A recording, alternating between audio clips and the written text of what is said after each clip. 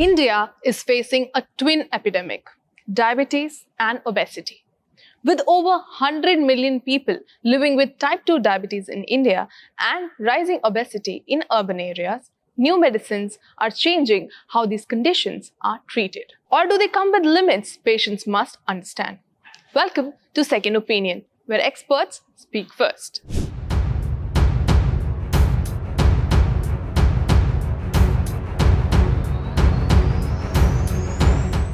Sedentary urban lifestyles, calorie-dense diets, and rising obesity are driving diabetes rates higher across India.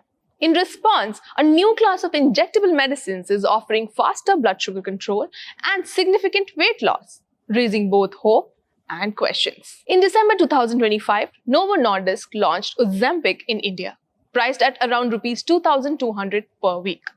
Primarily approved for managing blood sugar in type 2 diabetes, trials show that Ozempic can also lead to about 13 to 15% body weight loss, along with cardiovascular and kidney benefits. Eli Lilly's Mounjaro, available since March 2025, has also shown superior weight loss results, averaging 20 to 22% compared to Ozempic's 13 to 15%, along with stronger blood sugar control, though at a higher price. Meanwhile, Wegovy is approved for obesity treatment, while Ozempic remains approved for only blood sugar management. Other options include Ribulus, a needle-free and drug, Trulicity, and older injectables like Victoza, each with varying effectiveness. Let's look at these new diabetes and weight loss drugs in India that are becoming very popular.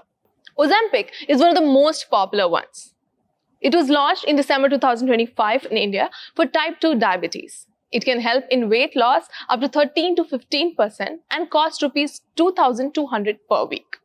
Next comes Mounjaro, which is a tirzepatide and was launched in March 2025 and can be used for both diabetes and treating obesity.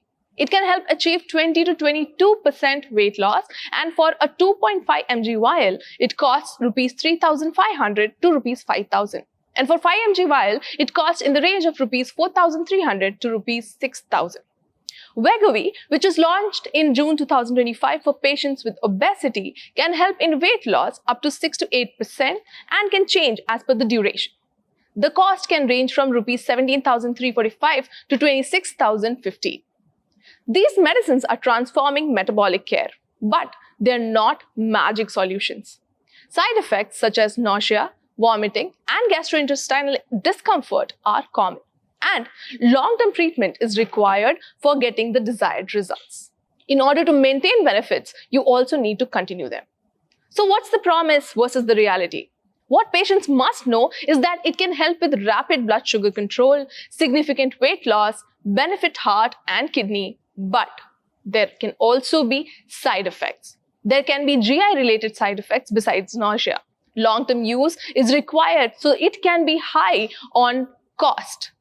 High cost limits access, and it is certainly not a substitute for diet and exercise, which are the major lifestyle changes required. As far as the Mounjaro is concerned, the tirzepatide, it's called, the pharmacological name is tirzepatide. Since it's a dual agent working on the GLP and GIP, the effects in reducing the blood glucose, that is diabetes, as well as the effect on weight reduction are actually more than semaglutide, which is Ozempic and Wegovy. Ozempic and Wegovy have been in the market for much longer. I think it's now coming up to 9 years or so, I'm told, in the US. But in India, it has come only in the last 6 months or so.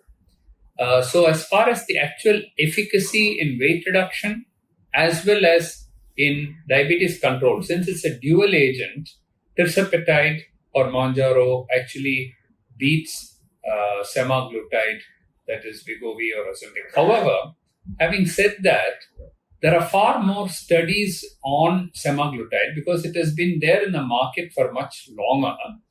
And today, semaglutide has been approved for many other conditions. As far as Mounjaro is concerned, it is approved for weight loss and for diabetes. It is not yet approved for its other conditions associated with metabolic diseases. Probably that will come in the future. Also, if you look at the CVOT trials, the cardiovascular outcome trials, semaglutide has a very robust clinical outcomes in reducing heart attacks, and even for kidney, it has been shown to be beneficial. Mounjaro is still accumulating evidence for each of these, so we'll have to wait and see. To me, I think both molecules are equally good, and it's left to the physician and to the patient to decide which molecule to take. A major change could come in March 2026 when the expiration of semaglutide patients could potentially pave the way for affordable, lower cost, generic, and broad access in India. These drugs are best suited for selected patients under medical supervision alongside lifestyle changes and not instead of them. Ozempic, Wegovy, Mounjaro, Rybelsus have been in the market for quite a long time now. First of all, it's very important to know that your lifestyle plays a major role with the drug or without the drug. Remember, regular exercise and having a healthy diet plays the vital role in one's body. So whenever you're taking this drug, remember you have a lot of gastritis and acidity. To combat this, one needs to know they have to take small short meals every 2 hours. Although with this drug, you may not feel hungry, but you need to stay hydrated and take some fruits, a lot of fiber, a lot of vegetables. This will help prevent the side effects of the drugs, that is the gastritis. Followed by a lot of individuals do not drink water even because they feel so full. So they need to take at least 2.5 to 3 liters of water, or else they get dehydrated and they end up with headache. So it will help them further. Even you may end up with a lot of muscle cramps.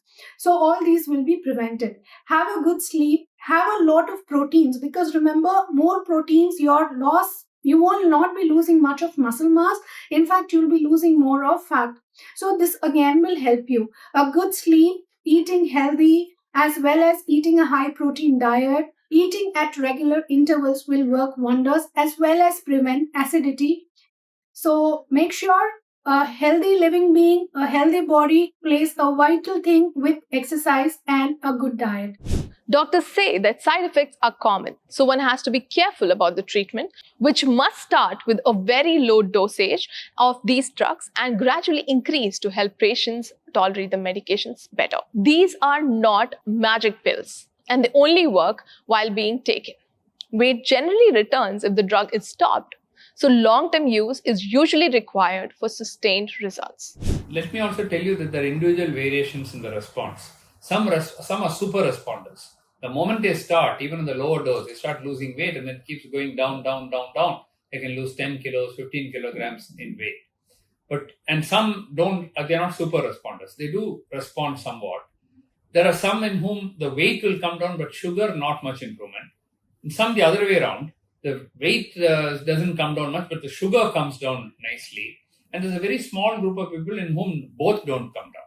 Neither the sugar comes down nor the weight comes down. They'll be the first people to stop it.